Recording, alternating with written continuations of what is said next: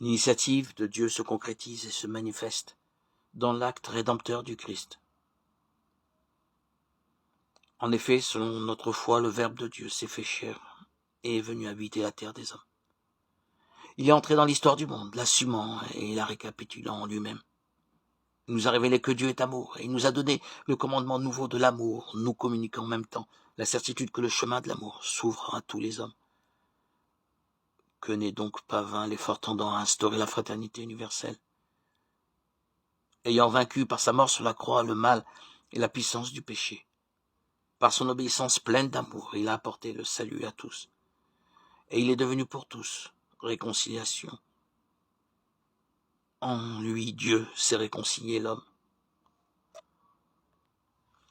Poursuivant l'annonce de la réconciliation proclamée par le Christ dans les villages de Galilée et de toute la Palestine, nous devons cesser d'inviter l'humanité tout entière à se convertir et à croire à la bonne nouvelle.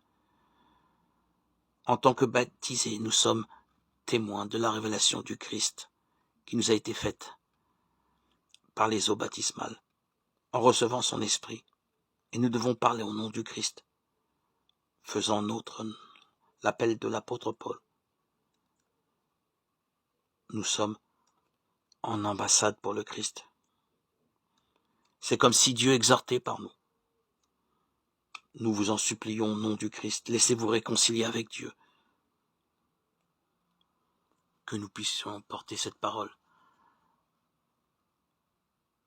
à tous ceux qui ne connaissent pas encore notre Seigneur et Dieu. Jésus-Christ, le Dieu unique, vrai Dieu. Le Verbe qui s'est fait chair et qui a apporté le salut et la réconciliation. Et nous avons pour mission en tant que baptisés d'annoncer cette réconciliation avec l'homme. Dieu, dans sa divine miséricorde, a accordé aux hommes le pardon.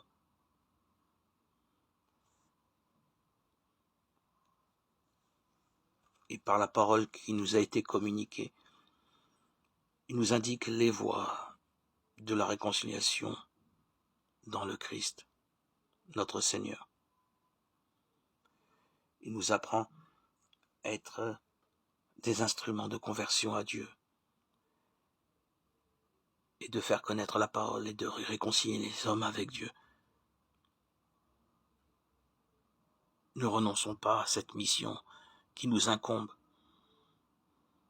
à notre responsabilité et à notre devoir de chrétiens de témoigner et de convertir les cœurs.